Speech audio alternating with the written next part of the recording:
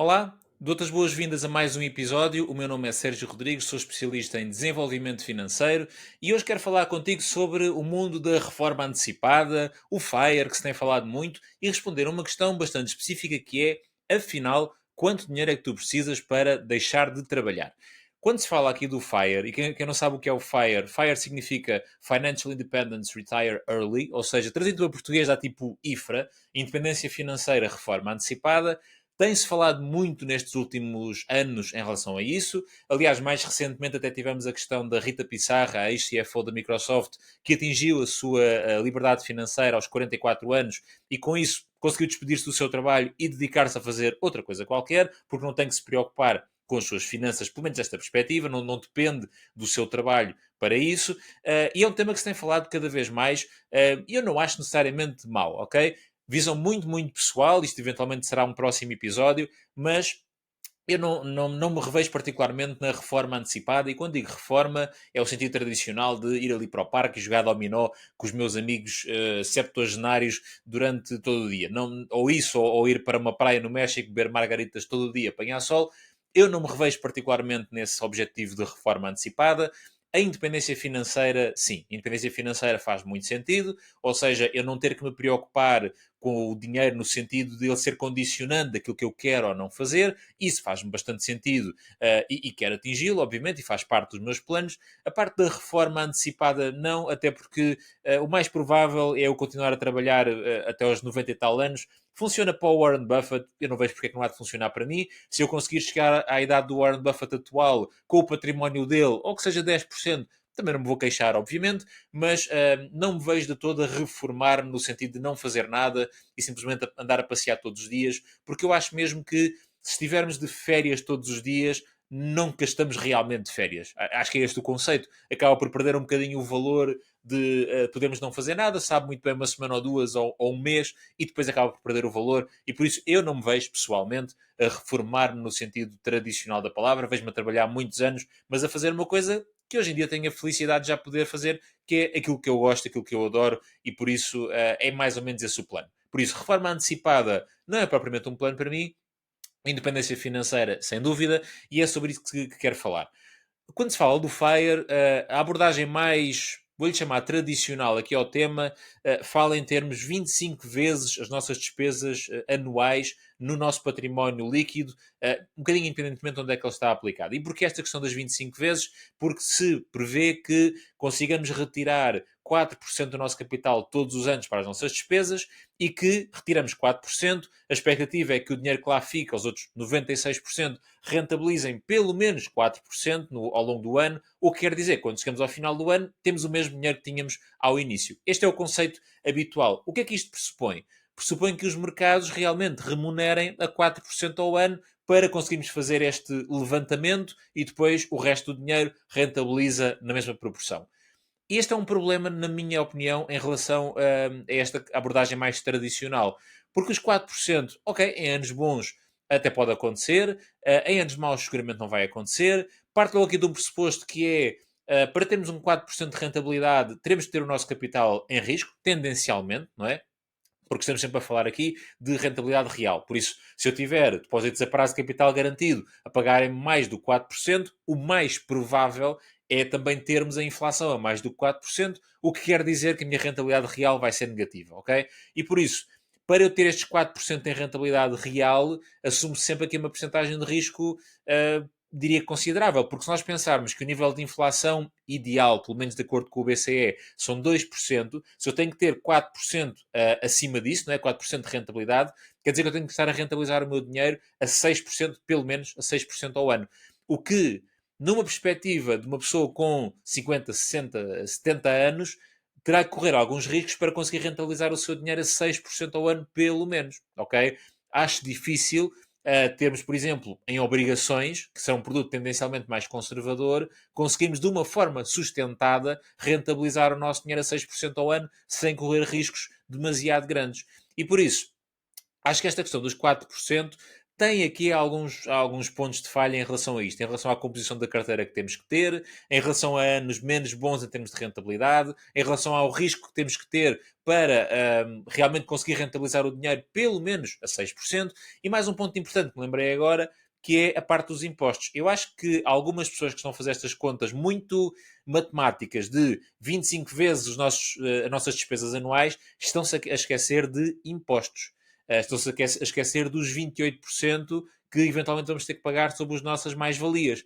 Que se eu tiver de fazer este caminho durante 20, 30, 40 anos, se tudo correr bem, eu vou ter mais-valias consideráveis a pagar lá à frente. E de repente 28% daquele meu dinheiro, entre aspas, desaparece. E por isso eu acho que há aqui alguns pontos de falha nesta abordagem mais tradicional, mas se quiserem segui-la, esta é a regra, ok? Por isso, olhem para o que vai ser, na vossa estimativa, os custos para a tua vida daqui a 20 anos ou a 30, quando quiseres reformar-te, multiplicas isso por 25 e traz o teu valor da independência financeira. E já agora um ponto importante que acabei de me lembrar, e como sabem, estes episódios são gravados sem cortes, por isso se eu me for lembrando de alguma coisa, eu vou dizer e não vou estar a voltar atrás e a cortar, porque quero que isto seja realmente uma conversa o mais natural possível. Há aqui um ponto importante que é: como é que tu consegues prever quais vão ser os teus custos anuais daqui a 20 anos? Como é que tu fazes essa conta? O que são hoje os teus custos vão ser muito diferentes daqui a 20 anos, nem que seja pela questão da inflação. Assumindo que não queres mudar de casa, que não queres ter filhos, que não queres viajar mais, assumindo que até queres a tua vida exatamente igual àquela que tu tens hoje, ela vai ser muito mais cara daqui a 20 anos. Consegues planear como é que ela vai ser? Sim, é verdade que consegues aplicar os tais 2% de inflação média e perceber que os teus 1000 euros de hoje, na verdade, correspondem a X euros daqui a 20 anos. Mas isso pode não acontecer. E, na verdade eu acho que há muitas pessoas que até estão a fazer esta conta das 25 vezes, mas assumindo o custo hoje, assumindo que hoje vivem bem com 1000 euros, então daqui a 20 anos também o vão fazer. Por isso, na verdade, e acho que para tentarmos aqui resumir isto, acho que esta forma mais tradicional de olhar para a independência financeira tem aqui muitos pontos de falha, na minha opinião. Eu não me revejo particularmente nela, e por isso acho que tem aqui muitos pontos que nem sempre são considerados, que as pessoas ou desconhecem ou não se lembram quando estão a planear isto, e acho que isto pode aqui realmente condicionar muito este plano que vai demorar muitos anos a acontecer. E por isso eu gostava de falar de uma outra abordagem que é em termos de fluxo de caixa, em termos de cash flow, se quiser chamar em inglês, que é nós olharmos para os nossos investimentos, perceber que dinheiro regularmente é que recebemos dele, seja através de juros, através de dividendos, rendas de imóveis, seja lá o que for, e planearmos de acordo com isso. Quando nós temos os nossos produtos financeiros a pagarem juros, dividendos, rendas, seja lá o que for, e esse valor somado paga os nossos custos, então aí sim eventualmente podemos dizer que somos financeiramente independentes porque não temos que trabalhar dia nenhum, porque o rendimento que vem dali, atenção à questão dos impostos novamente, ok? Os mesmos 28% tendencialmente que estamos a falar, quando o nosso rendimento líquido que vem daqui paga todos os nossos custos, então nós não temos que preocupar. Ainda assim, obviamente, isto não é uma ciência exata, porque uma empresa que paga hoje uma yield, uma taxa de dividendos de 5%, daqui a 5 anos pode não pagar 5%, pode pagar 3%, ou pode pagar 0%, no limite. Obviamente que há aqui uma margem que é sempre imprevisível. É impossível conseguir planear o que é que vai acontecer, ok? E eu acho que temos que ter todos a humildade de reconhecer isso. A humildade de reconhecer que não vamos conseguir prever o que é que vai acontecer. Obviamente conseguimos planear, conseguimos fazer algumas contas, fazer aqui algumas suposições, mas a verdade é que não sabemos. E por isso devemos trabalhar de alguma perspectiva, deixar uma margem de segurança bastante grande. Na perspectiva aqui do fluxo de caixa ou dos dividendos, para mim, isto dá-me muito mais conforto do que a questão dos 4%, ok? Porque eu consigo planear, eu consigo olhar para os meus produtos financeiros, para os meus ETFs em distribuição, para as minhas ações pagadoras de dividendos, para os meus depósitos e consigo dizer, ok, este produto vai-me dar estes juros ou estes dividendos nestes meses. E eu sei exatamente quanto é que vem dali, pelo menos de ano a ano, ok? No ano a seguir eu não sei, mas pelo menos de ano a ano eu consigo prever aquela parte. Que, obviamente, aquele produto, aquele ETF, aquela ação, vai continuar, se tudo correr bem, a valorizar por si, seja a 4%, 6, 10, 20, menos 10, não interessa, ok? Mas há uma parte da minha rentabilidade que eu consigo anualmente prever, porque eu no início do ano eu sei quanto é que eu vou receber de dividendos ou de juros dali. Essa parte é previsível, o resto é imprevisível. Parece-me que na estratégia da acumulação ou na capitalização, tudo se torna bastante mais imprevisível e, sendo mais imprevisível, pode condicionar aqui um pouco este nosso objetivo da independência financeira. E por isso, quando falamos a qual é o valor exato para a independência financeira, lamento, mas a minha resposta para ti é não sei e tu também não sabes. A verdade é essa, ok? A verdade é que é, na minha opinião pelo menos, impossível eu hoje dizer que daqui a 15 anos o valor mensal da minha independência financeira ou o valor anual é X mil euros. Eu não sei, ok? O que é que eu sei? Eu sei que hoje estou a fazer esse caminho, eu sei que hoje os meus investimentos me pagam determinados dividendos, determinados juros, que, por sua vez, me pagam determinados custos, ok? Isto é o que eu sei. No futuro não sei. E por isso, como eu no futuro não sei, o que eu tenho que continuar a fazer é continuar a trabalhar, continuar no caminho, continuar a alimentar estes produtos. Para quê? Para ter uma margem de segurança praticamente normal. Imagina o problema que é, tu estabeleces o teu plano para te reformares aos 50 e fazes as contas mesmo ali à pele, como se costuma dizer em bom português, fazes as contas ali mesmo à pele e quando chegas a essa altura, ou a rentabilidade dos produtos afinal não foi de acordo com o que tu esperavas, ou afinal os teus custos de vida são muito mais altos do que aquilo que tu esperavas, ou outra coisa qualquer, o dinheiro começa a acabar. Reformas-te aos 50, depois aos 51, 52, 53 e de repente começas a estar a perceber que estás a consumir mais dinheiro do que estás a conseguir gerar dos teus investimentos ou das tuas poupanças. E vês-te numa situação em que começa a pensar: pá, se eu continuar aqui, isto afinal não me vai chegar para o resto da minha vida. Pergunta: o que é que tu vais fazer com 50 e tal anos, com 60 anos? Vais comprometer a tua segurança financeira, vais comprometer o teu estilo de vida. Vamos ser muito honestos. Entrar no mercado de trabalho, vamos chamar tradicional, com 50 e tal, 60 anos, é brutalmente difícil hoje e provavelmente vai ser ainda mais difícil nesse futuro. E vais chegar nessa situação em que não vais ter essa alternativa. E por isso é muito importante dar aqui realmente uma margem de segurança muito confortável.